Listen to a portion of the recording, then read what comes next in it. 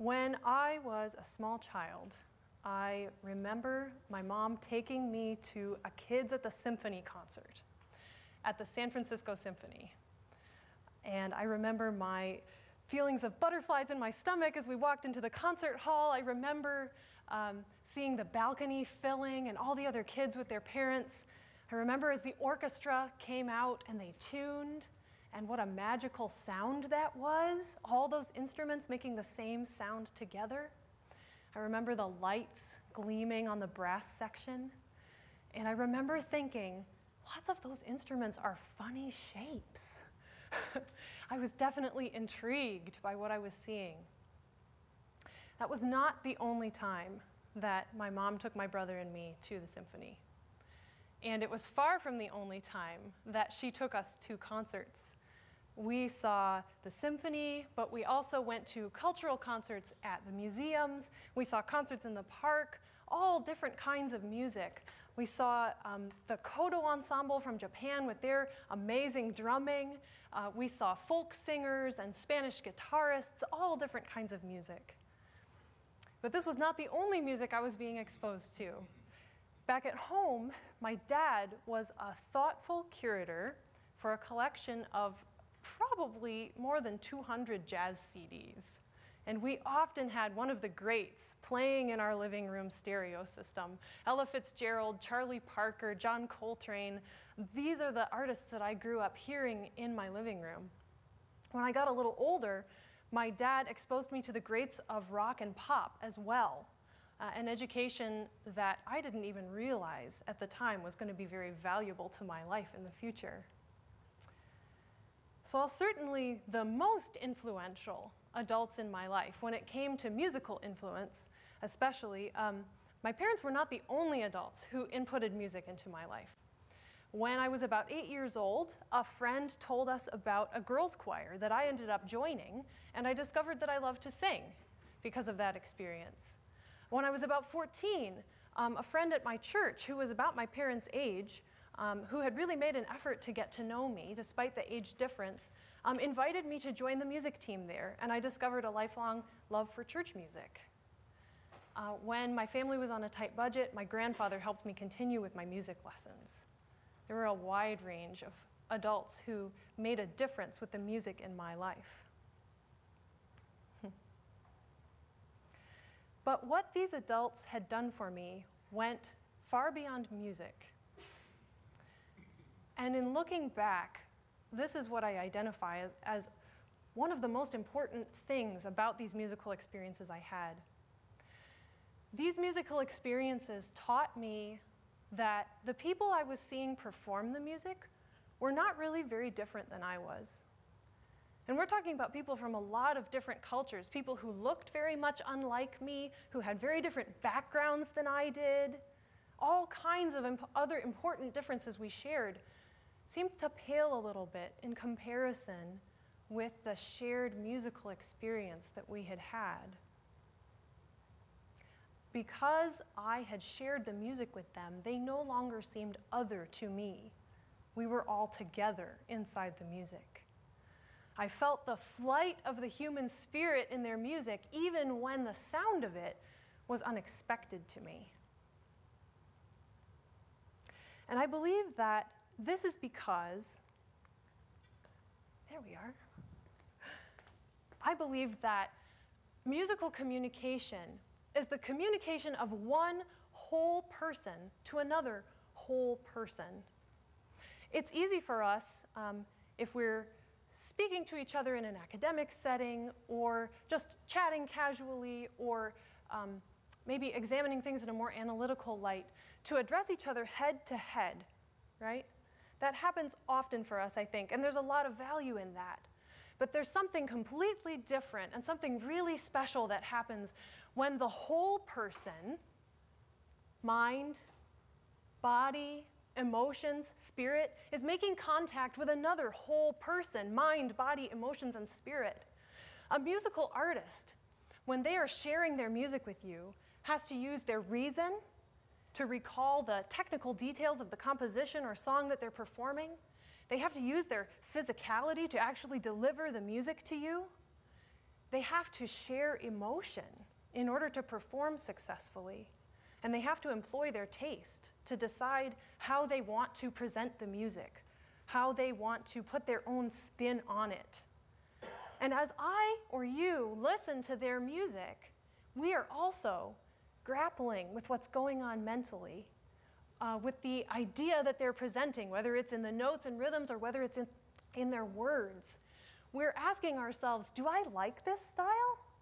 What do I think about that type of rhythm? Or how do I feel about this major or minor key?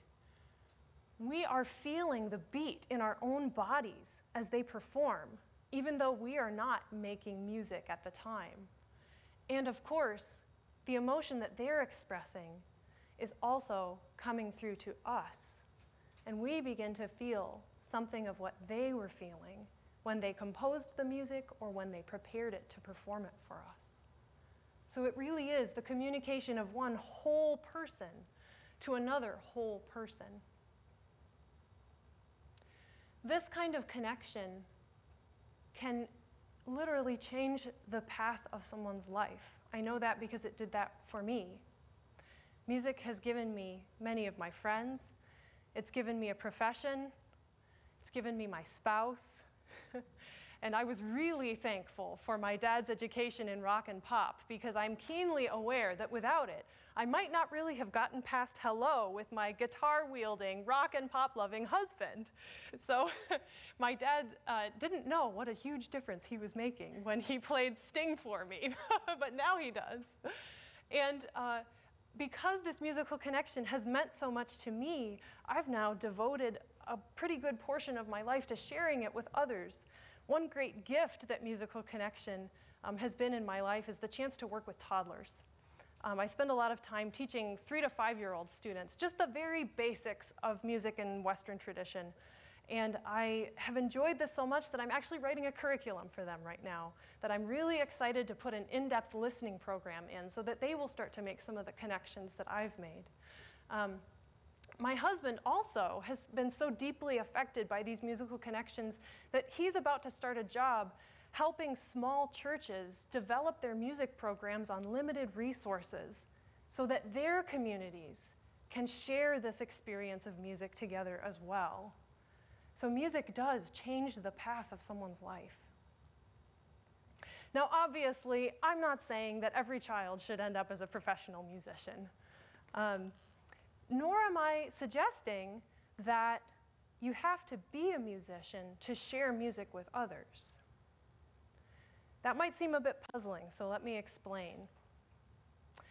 The adults who shared music with me were diverse in many wonderful ways. But there was one thing that they all had in common. None of the people that I mentioned to you are professional musicians. And most of them didn't even really have that much musical training. But there were a few things that they did intentionally to engage with music that then helped them to share the music with me. And these are some of the hints that I want to give you now. If you have a relationship with a child, whether you're a parent, a grandparent, an aunt, an uncle, a teacher, even a babysitter, you can begin sharing music with the children in your life, even if you don't have a lot of musical background. Let me tell you where I think you should start. You will need an open mind and an open heart, because encountering new music can sometimes be challenging. So those are the things that you need to bring to the table. But now I want to try to give you a few basic tools that you can use to examine and think through new music from any culture as you hear it. So let's dive into this. Oh, and especially how you can share this music with children. Where do I start? These are the things that I think are most important, and we're going to go through each of these points one by one. First, do play kids' music for children. There are some really, really gifted musicians who have devoted their lives to making music that specifically engages children, helps them develop their sense of rhythm, piques their interest, all kinds of wonderful things. Please do play this music for kids. But please don't only play that music for them. Children's ears are more open than ours often. In looking back, I am amazed at how normal it seemed to me to be hearing, for instance, the very difficult and complex jazz music that my dad would play in the living room. It didn't sound strange to me. Why? I had nothing to compare it to. There was no standard for this is normal music and this is not, right? So even if music sounds kind of difficult and challenging to you, don't assume it will be off-putting to a child. They might actually really like it. As an example, how kids don't really have foregone conclusions about what's happening with the music. I was teaching one of the toddler classes once, and we do this little exercise that is teaching them about rising and falling notes, and it goes like this. La, la, la, la, la, la, la, la. And as the music kept rising, I saw the suspense building in this little girl's eyes. La, la, la, la, la, la, la, la, la, la. And when it got to the top, she turned to me with this intense look on her face and said, "What's going to happen next?" Oh, I could probably do a whole nother TED Talk just sharing stories of things my toddlers have said. But that's another story for another day. Children's ears are very open, and they can enter into the music in a way that sometimes is hard for us. So first, play kids' music and everything else for children. Second, the best place to start, especially if you don't feel very confident about music, is to share the music you already love. I think it's really important to note this first point here. We all have a relationship with music. That may not seem obvious at first, but is there anyone here who can consciously remember going a whole day without hearing any music? Anybody? One hand. 1.5 hands. So we're all hearing music all the time, right? And even if it's kind of in the background, the chances are good that at some point you've had a thought about it. It might have been, wow, I really hate this song. Or it might have been, oh, that's a cool sound. Is that a guitar? You know, what is that? Whatever it is, there is some music out there that you already have a relationship with. Start with what you know you like and try to expand from there. And I want to emphasize, I think it's important for me to say as a music educator, I really believe that music of every genre has value, and music of every genre has educational value. So even if what you love is bubblegum pop, and it's dismissed by some serious musicians, share it with kids. If it's child appropriate, share it with them. It will help them learn and grow about music. It also strengthens your connection with the children in your life, which is how this cycle of connection starts and then grows and builds, right? So that's the second thing. Share the music you already love. And then lastly, keep exploring music together.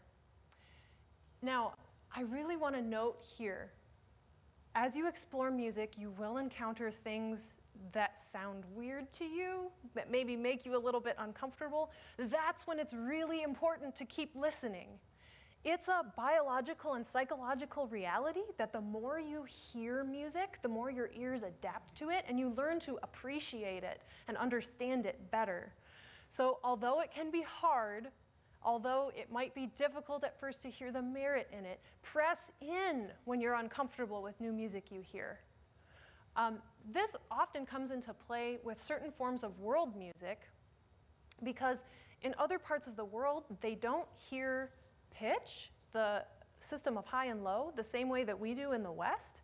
And so it can be difficult to figure out what's going on, or where are those notes going, or where does that note land. Whatever the situation is, keep listening, and your ear will learn. Okay, and this is how I think you can keep exploring with insight. Listen for the building blocks of music. As I was just saying, different systems around the world handle these building blocks differently, but pretty much every musical system is going to include these elements. The first is pitch.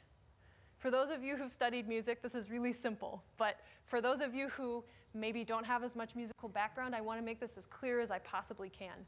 Pitch is the vertical dimension of music, when the notes go up and down. So try something with me. We're going to sing la la la la la la la la la. Okay, everybody ready? Here's your starting note. La la la la la la la la la. Very good. That is an example of rising, la la la la la, and falling, la la la la la, in pitch. So you're going to hear high and low, notes going up, notes going down, notes stacked on top of each other, whatever culture of music you're listening to. The second important building block is rhythm, which is the horizontal aspect of music and how music fits into time. So listen for the building blocks of music. Secondly, ask good questions. What was the original purpose of this music? That can affect a lot how the music sounds. And you know, it's amazing how much music is designed for dancing, and we don't always listen to it remembering that it's designed for dancing. I'm thinking classical music and maybe music from cultures we're not as familiar with. And that can really affect our understanding of the music if we realize that it was designed for movement. Let's ask who made this music originally, because that also affects how it sounds. Was this made by someone on a street corner, or was this made by professionals? And lastly, what is this musician trying to say? I think that's the main one, but sometimes it's helpful to break things down a little bit before we get there. Lastly, learn to use locally available resources. I was talking with my mom before I gave this talk, just sharing some of those wonderful memories with her, and she made this comment that really stood out to me. Yeah, and all of those things were free and available to us in our community. So it got me thinking, what's available to us here? Well, your local library sometimes has free live music. Museums, the symphony has music from time to time, and cafes, kind of an overlooked place to hear great free music. The libraries have wonderful CD and now digital collections, so music from all around the world and from every culture is accessible to you. And lastly, of course, the internet.